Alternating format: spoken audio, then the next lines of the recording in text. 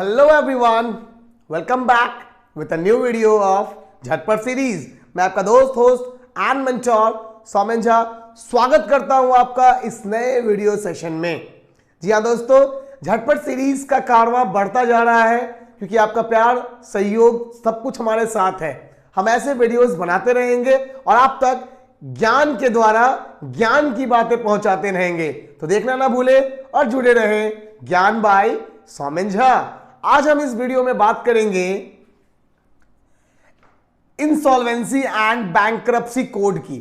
दोस्तों 2016 में केंद्र सरकार ने दिवालियापन यानी कि जो लोग बैंक्रप्ट हो जाते हैं ना, उन्हें दिवाला, उनका हम कहते हैं कि उनका दिवाला निकल गया।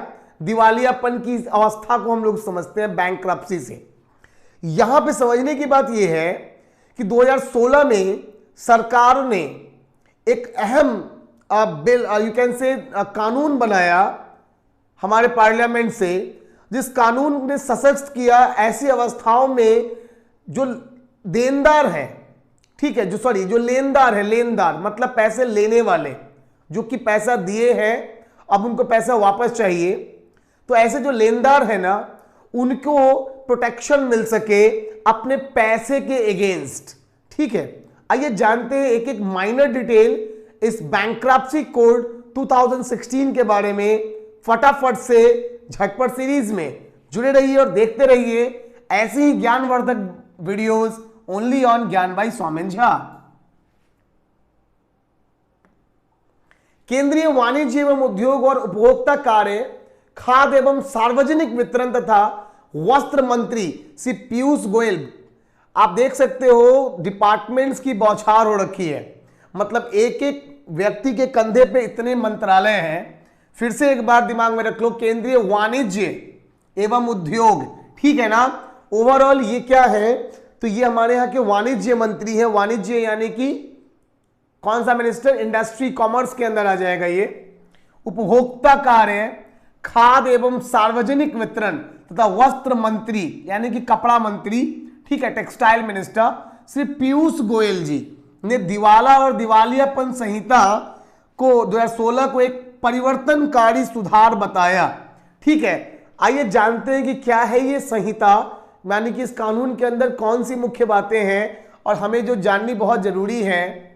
As a citizen of India भी हमारा कर्तव्य बनता है कि हम देश की सारी जो भी नए कानून बने, जो पुराने कानून हो, उनकी जानकारी हमारे पास बेसिक तो हो ही कम से कम। चलिए फटाफट से जानते हैं दिवाला और दिवालियापन संहिता। इसे वर्ष 2016 में अधिनियमित किया गया था।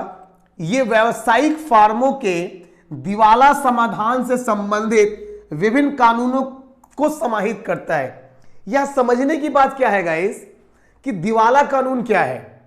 दिवालियापन यानी कि ऐसी अवस्था जब कोई व्यक्ति ये कहे कि जो पैसे मैंने लिए हैं मैं उन्हें देने में पूरी तरह से असमर्थ हूं, यानी कि वो अपनी लाचारी दिखा रहा है कि भाई मैं नहीं लौटा सकता, मेरे पास है ही नहीं पैसे। मतलब किसी अवस्था में भी वो उन पैसों को वापस नहीं कर सकता।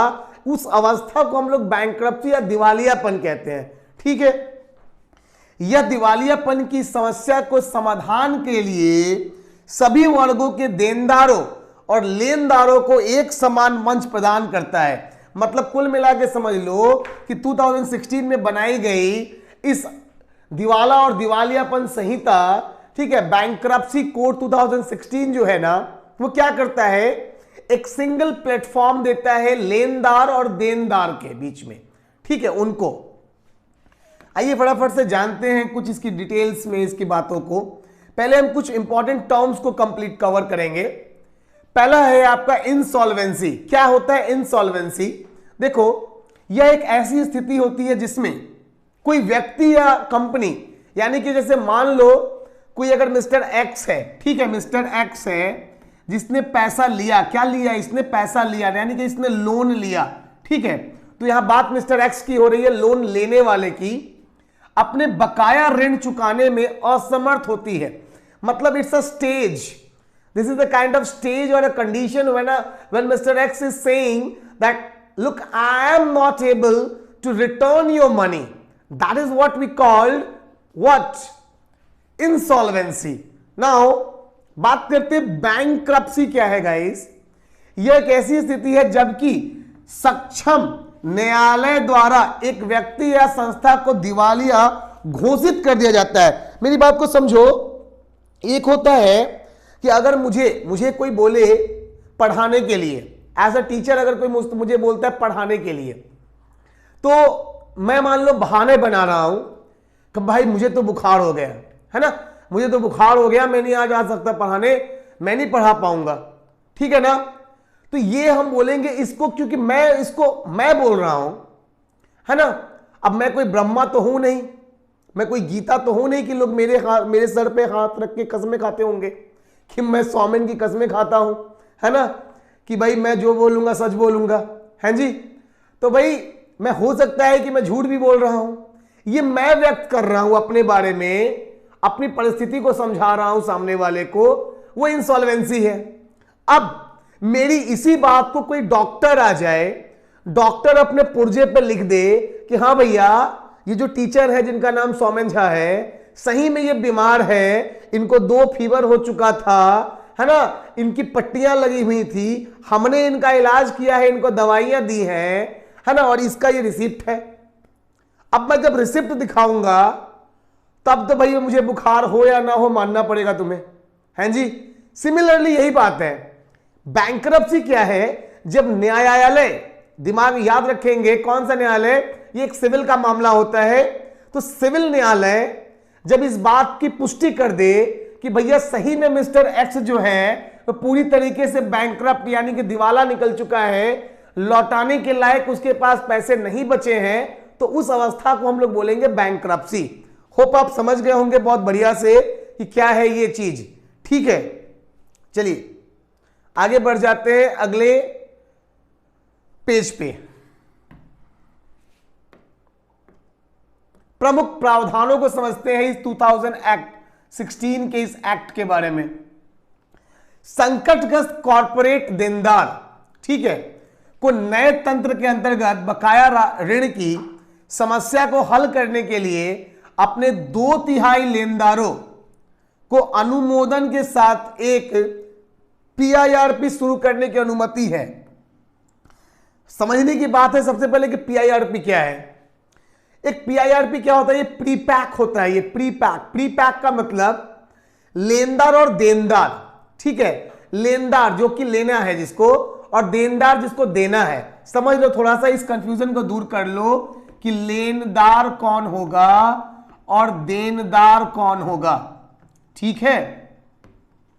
लेनदार, जैसे मान लो लेनदार कौन है, तो ये एसबीआई है, एसबीआई बैंक है, तो लेनदार है, और देनदार कौन है, तो एक्स है, ठीक है, यानी कि एक्स ने जिसने पैसा लिया, ठीक है। अगर मान लो एक्स की जगह मैं लिख देता हूं राम जी, तो राम जी कौन हो जाएंगे, वो देनदार हो जाएंगे जिनको पैसा रिटर्न करना है, देना है, और लेनदार यहां पे हो जाएगा कौन, लेने वाला पैसा जो कि लेगा पैसा उनसे वापस, वो हो जाएगा बैंक।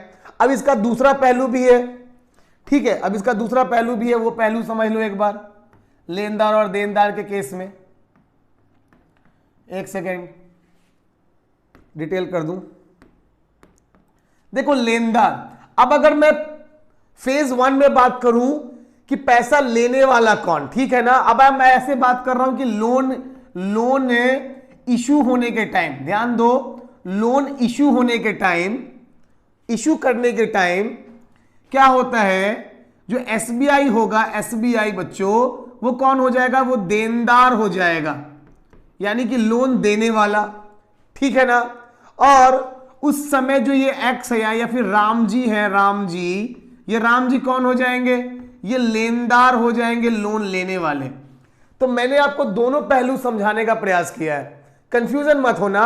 जब पैसा वापस करने की बारी आएगी तो जो ले रहा होगा वो लेनदार काउंट करोगे, और जब पैसा देने की मतलब स्टार्टिंग में ही बात होगी ना, उस समय पैसा देने वाला। तो लेन देन आप समझ चुके होंगे ये मसला दोनों कंडीशंस में, ठीक है। कंफ्यूजन हो तो कमेंट करो और क्लियर करूंगा एक छोटा सा शॉर्ट बना के। चलो ठीक है, तो ये प्री पैक होता है पीआईआरपी, जिसमें ये पहले से तय हो जाता है कि भैया अगर इन केस आप पैसा वापस नहीं कर पाएंगे तो किन किन मोड्स में या किन किन पहलुओं से जो देनदार है यानी कि जिसने पैसा दिया है, मतलब एसबीआई की बात कर रहे हैं हम अभी, ये जो एसबीआई है वो पैसा रिटर्न लेने का लेगा किससे? रामजी से।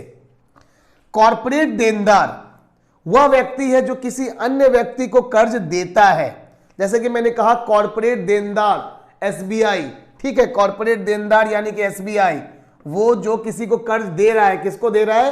तो रामजी को दे रहा है। होप इस पेज का सब कुछ क्लियर होगा आपको।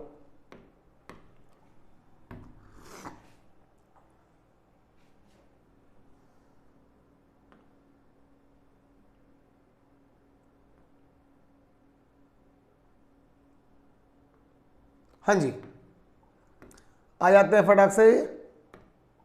चलिए, यदि परिचालक लेनदारों को उनकी बकाया राशि का 100% भुगतान नहीं करता है, लेनदारों को, किसको? लेनदारों को, मतलब जिनको पैसे देने हैं, मतलब एसबीआई। यहां पे सीधे आप सिंपल समझो, लेनदार देनदार की जगह पे हम लोग एसबीआई और रामजी की बात करेंगे तो कंफ्यूजन नहीं रहेगा, दिमाग में रहेगा कि भैया एसबीआई बैंक है तो ऑफकोर्स लोन उसी ने दिया होगा और रामजी एक आदमी है तो ऑफकोर्स लोन उन्होंने ही लिया होगा। तो ये हमारा कंफ्यूजन दूर हो जाएगा लेनदार देनदार वाला, ठीक है ना। चलो, परिचालक लेनदारों को, ठीक है, उनकी बकाया राशि का 100% भुगतान नहीं करता है। यहां परिचालक है रामजी, ठीक है ना, और लेनदार का मतलब है एसबीआई, ठीक है। तो पीआईआरपी संकटग्रस्त कॉर्पोरेट देनदार द्वारा प्रस्तुत समाधान योजना के लिए स्विस चैलेंज भी अनुमति देता है। अब ये भैया स्विस चैलेंज क्या है? स्विस चैलेंज का मतलब होता है बोली लगाने के लिए। किस चीज की बोली लगेगी? ये एक नीलामी, दिमाग में रखो, ये एक नीलामी का तरीका है अपने पैसे के रिकवरी के लिए। समझिए इस बात को। अभी मान लो कि मैंने किसी से लोन लिया, ठीक है ना, लोन लेकर के मैंने ये स्क्रीन लगवाया, अपना जिस स्क्रीन पे आपको पढ़ा रहा हूं, एक कॉस्ट होगा, सामने कैमरा है जिसका भी एक कॉस्ट होगा, है ना। तो इस ओवरऑल सेटअप का एक कॉस्ट है। अगर मान लो ये सेटअप मैंने लोन पे लिया, ठीक है, अब अगर उस लोन को मैं वापस नहीं कर पा रहा हूं तो मेरे पास सेटअप तो है भाई साहब, ये बोर्ड है मेरे पास, सामने का कैमरा है मेरे पास। तो जो कंपनी होगी, एसबीआई होगी यानी कि बैंक जिसने पैसा दिया, उसके पास प्री पैक के अंतर्गत यह अधिकार होगा कि वो इन चीजों की बोली लगवाएगी, यानी कि नीलामी के प्रोसेस में हो जाएगी, ताकि वो अपने पैसे का जितना हो सके उतना अंश निकाल सके इस बोली के माध्यम से, ठीक है। मोटा मोटा आप समझ गए ना क्या ये बात हो रही है। यहां स्विस चैलेंज बोली लगाने का एक तरीका है जिसे अक्सर सार्वजनिक परियोजनाओं में इस्तेमाल किया जाता है, ठीक है। गवर्नमेंट इसी को यूज करती है जनरली उन सभी केसेस में जब दिवालियापन या पैसा ना दे पाने की कंडीशन पैदा होती है। चलिए आगे बढ़ जाते हैं फटाक से। इसका उद्देश्य मुख्य रूप से एमएसएमई को अपनी देनदारियों के पुनर्गठन का अवसर प्रदान करना और पर्याप्त सुरक्षा प्रदान करते हुए उन्हें शुरू करना है। अब ये लॉजिक समझो, देखो अगर रामजी, ठीक है ना, हम जिसकी बात कर रहे हैं रामजी की, ठीक है, ऐसे समझ लो, एक मिनट, देखो हम यहां बात कर रहे हैं किसकी? रामजी की। अब देखो रामजी ने एक लोन लिया एसबीआई से। अब जरा समझो कि अगर ये लोन जो एसबीआई से रामजी ने लिया है, अगर इस लोन को वो वापस ही ना कर पाए तो ऐसे में क्या होगा? रामजी फुल्ली क्या हो जाएंगे? ब्लैक लिस्टेड हो जाएंगे, ठीक है। और ब्लैक लिस्टेड होने के साथ साथ इनके जो सारे दरवाजे हैं, डोर्स है ना, बिजनेस करने के, काम करने के, वो बंद हो जाएंगे। अब गवर्नमेंट चाहती है कि भैया आप धंधा करो, क्योंकि आप धंधा करोगे, बिजनेस करोगे तभी तो गवर्नमेंट को टैक्स मिलेगा। आपके बिजनेस करने की वजह से 10 लोगों को काम मिलेगा, फिर वो पैसा कमाएंगे, पैसा खर्च करेंगे और टैक्स जनरेट होगा। तो गवर्नमेंट ये नहीं चाहती कभी कि आपका धंधा डूब जाए, आप रोड पे आ जाओ और आप बिजनेस बंद करके आप रोड पे मतलब पकौड़ियां तलो। नहीं, सरकार चाहती है कि आप काम करो, ठीक है ना। तो इसी के लिए सेटलमेंट सिस्टम लेके आती है इस स्विस चैलेंज के तहत, ताकि ज्यादा से ज्यादा रिकवरी एसबीआई यानी कि जो देने वाला पैसा था, पैसा देने वाला, लोन देने वाला, उसकी हो जाए और आपको एक सहूलियत मिले। अभी सहारा इंडिया के केस में क्या चल रहा है, सहारा इंडिया का केस अगर आप देख लो तो सेम कंडीशन है ना, वहां भी सेम कंडीशन है। जितनी भी उनके पास प्रॉपर्टीज थी उसको बेच करके वो अपनी देनदारियों को वापस कर रहे हैं। वो भी छोड़ दीजिए, अनिल अंबानी का केस देख लीजिए, मुकेश अंबानी के छोटे भाई का। अनिल अंबानी के केस में क्या हो रहा है, सेम यही कंडीशन हो रही है। वो अपने लोन्स को रीपेमेंट कर रहे हैं अपने आप को स्टेबलाइज करने के लिए, ताकि वो मार्केट से आउट ना हो जाए। होप आप समझ गए होंगे ओवरऑल मीनिंग क्या है इस पूरे सिस्टम का। चलिए फटाफट आ जाते हैं नेक्स्ट टर्म, चलते हैं अगले में। पीआईएफ के दौरान देनदार कॉर्पोरेट दिवाला समाधान, समझो कॉर्पोरेट दिवाला समाधान प्रक्रिया, ठीक है, प्रक्रिया के तहत है ना, अपने फॉर्म के नियंत्रण को मेंटेन करता है। ठीक है, सेम बातें एग्जैक्टली जो मैंने बताई। आइए फटाफट से बढ़ जाते हैं नेक्स्ट स्लाइड पे। पीआईआरपी के दौरान देनदार यानी कि कौन था, रामजी था ना। चलिए भाई, रामजी कॉर्पोरेट दिवाला समाधान प्रक्रिया के विपरीत अपनी संकटग्रस्त फर्म के लिए नियंत्रण में रहते हैं। देखो संकटग्रस्त फर्म क्या मतलब है इसका, कि अगर रामजी की कंपनी का नाम है रामजी मेडिसिन्स, ठीक है, रामजी मेडिसिन्स, तो रामजी मेडिसिन्स जो कंपनी है इनकी, जो अभी उस समय संकट में चल रही है, डाउनफॉल कंडीशन में है, बंद होने के कगार पे है, उसको एक स्टेबलाइजेशन मिल गया, एक स्थिरत्व मिला। ठीक है, क्यों मिला, क्योंकि वो अपने एसेट्स को बेच करके बोली जो लग रही है उससे एसबीआई को उतने पैसे दे रहा है कि एसबीआई कुछ दिनों तक शांत रह सके और उनको एक दोबारा मौका दे कि आप अपने बिजनेस को स्टार्ट करो, फिर से ग्रो करने का प्रयास करो, कमाओ और हमें भी पैसा हमारा वापस कर दो। ठीक है ना। चलिए, पीआईआरपी सिस्टम के अंतर्गत वित्तीय लेनदार संभावित निवेशक के साथ शर्तों के लिए सहमत होंगे। कौन से शर्त, वही वाले शर्त कि आपको आपके इतने पैसे मिले, फिर से मुझे एक बिजनेस स्टार्ट करने दो, कमाने दो, है ना, अपने आप को जमाने दो, मैं आपको धीरे धीरे करके पैसे, फिर आपके जो रेस्ट है अमाउंट वो वापस करूंगा, मैं मार्केट छोड़ के भाग नहीं रहा। ठीक है, चलिए, और ये कहां का किस सिस्टम के अंतर्गत आएगा, तो ये ओवरऑल 2016 के अंतर्गत। और इसके अलावा राष्ट्रीय कंपनी कानून अपीलीय न्यायाधिकरण, नेशनल कंपनी लॉ ट्रिब्यूनल में भी वो जा सकता है समाधान के लिए। तो ये ओवरऑल इस पूरे एक्ट से जुड़ी हुई कुछ इंपॉर्टेंट बातें थी। 2016 इंसॉल्वेंसी एंड बैंक्रप्सी एक्ट एक बहुत महत्वपूर्ण, आप कह सकते हो कि प्रभावशाली कानून है, जो देश के बैंकों को एक स्थिरत्व और मजबूती प्रदान करता है। साथ ही साथ ये ऐसे बिजनेसमैन जो कि होप खो चुके हैं, किसी भी कारणवश उनका बिजनेस नहीं चला या वो खत्म होने की कगार पे है, उन्हें भी साथ ही साथ एक स्टेबिलिटी प्रदान करते हैं। तो ऐसी ही जरूरी, आवश्यक और अच्छे ज्ञान की बातों के लिए जुड़े रहिए और देखते रहिए ज्ञान बाय सौमेन झा। मैं आपका दोस्त और मेंटोर आपके लिए ऐसी वीडियोस हमेशा लाता रहूंगा। टिल देन, वीडियो अच्छा लगे तो लाइक शेयर सब्सक्राइब जरूर कर दो और जुड़े रहो। Thank you very much, take care, bye bye.